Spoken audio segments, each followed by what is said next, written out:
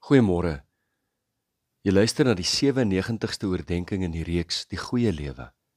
Ons tema vanoggend is geluk en lyding. Teen hierdie tyd besef julle dat ons oordeenkings 'n skerp u-draai gemaak het, naamlik om ons fokus te verplaas van die mens wat gelukkig en tevrede die goeie lewe geniet, na Job op die ashoop wat sy wonde met potskerwe krap. Dit lyk egter of ons die tema van die goeie lewe agtergelaat het, maar in werklikheid het ons nie. Hierdie u-draai is nie om die tema van lewe te verlaat nie, maar om terug te keer na die oorlogsfront, om die gewondes te gaan haal. Ons laat niemand agter nie, want dit kan ook wees dat dit ek is wat in hierdie volgende skermutseling met die lewe gewond raak. Die goeie lewe, en om dit voor oë te hou, is nie 'n uitgesoekte tema vir die paar gelukkiges nie, maar dis 'n wekroep vir die ganse planeet. Die goeie lewe sluit nie lyding en slegte dinge uit nie. Ek het vroeër in my lewe aan geluk en lyding as twee opeenvolgende toestande gedink. Ek het gedink die lewe is soms gelukkig en soms is dit hartseer. Soms is dit goed en dan is daar weer terugslag.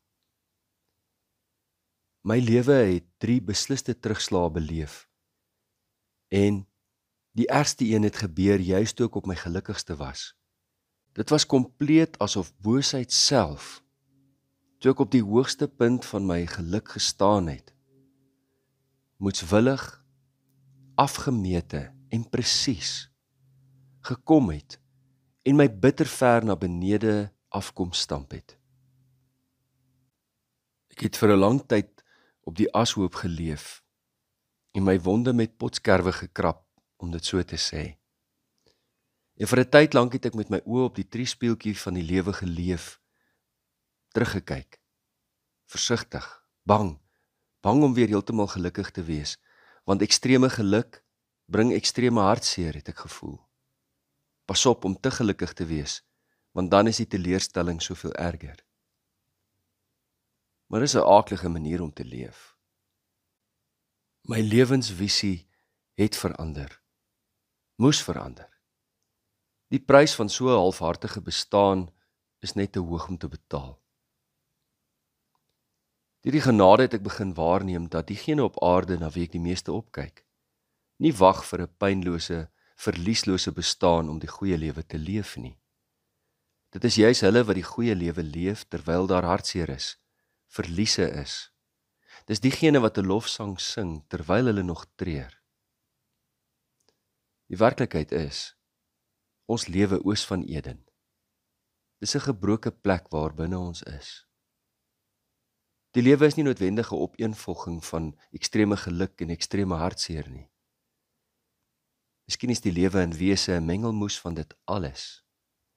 En die goeie lewe lê juis in die geheimenis opgesluit om dit alles op 'n manier bymekaar te kan hou. Die goedheid van die lewe, maar ook die terugslae daarvan.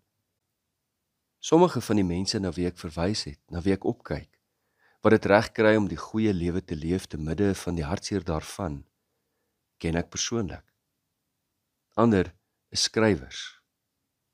Persone wat deur die diepste donkerte gegaan het en deur hulle verhale my en soveel ander mense op aarde inspireer. En een van hulle is Viktor Frankl. Hy vertel van 'n grys oggend in die konsentrasiekampe van Auschwitz en hoe sy gedagtes en die ander soldate se gedagtes na hulle geliefdes verplaas is.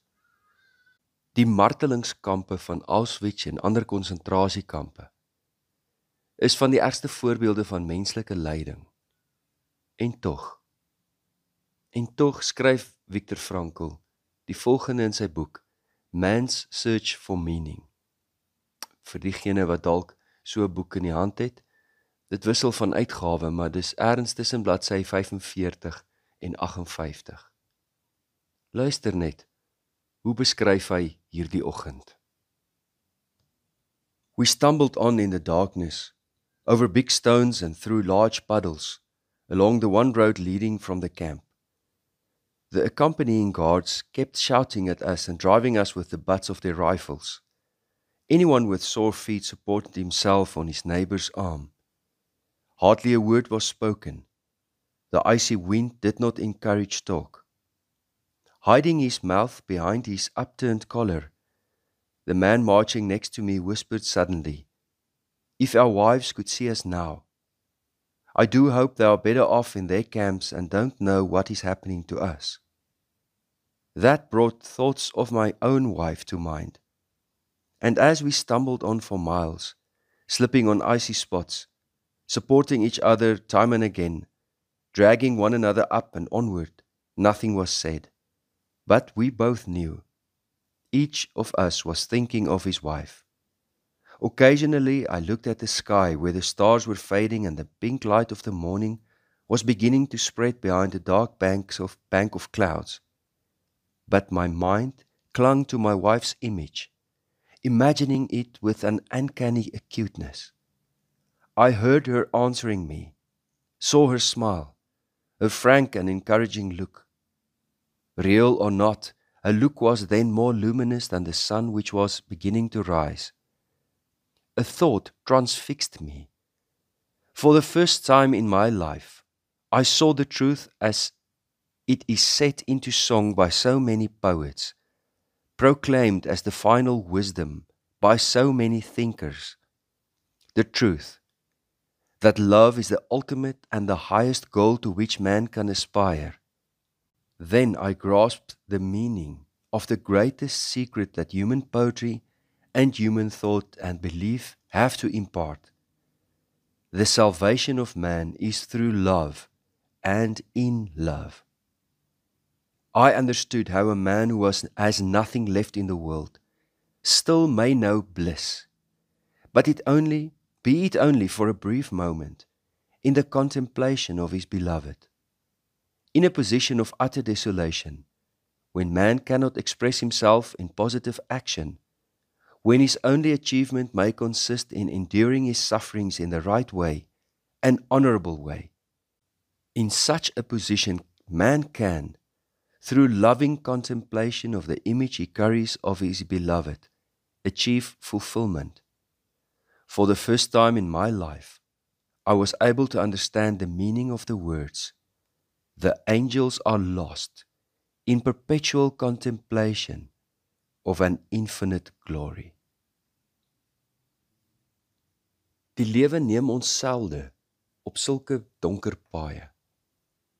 Maar is uit daardie diepste donkerte waar dit blyk, 'n mens die lig die helderste kan sien, en te midde van die uiterste haat, liefde die beste verstaan.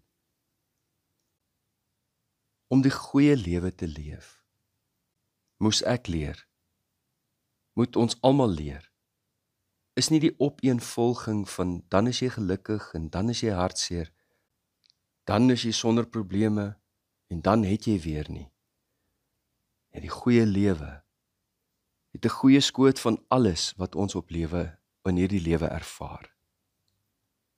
Vanmôre is ek dankbaar op my lewenspad, dat die Here deur elke donker diepte my weer kom haal het. En in die besonder vir die mense wie die Here op my lewenspad gestuur het, om vir my te kom wys hoe die goeie lewe lyk. Dit voel net gepas om weer vanoggend die Toosjesberuiming van Psalm 84 as gebed saam te bid. Kom ons bid saam. Hoe lieflik is u wonings, Heer, der leerskare. Hoe begeer my siel en hinker van verlange, om na u woning op te gaan en in u tempelpoort te staan met jubelende lofgesange. My hart en vlees, o God, roep luid, tot u wat leef, verlangend uit. Welsalig is die mensekind, wat al sy sterkte in u mag vind, en op mag gaan na Sions hoogte.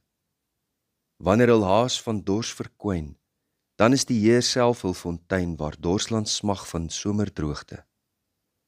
Ook sal 'n reën hul daar oordek, wat hul tot nuwe lewe wek.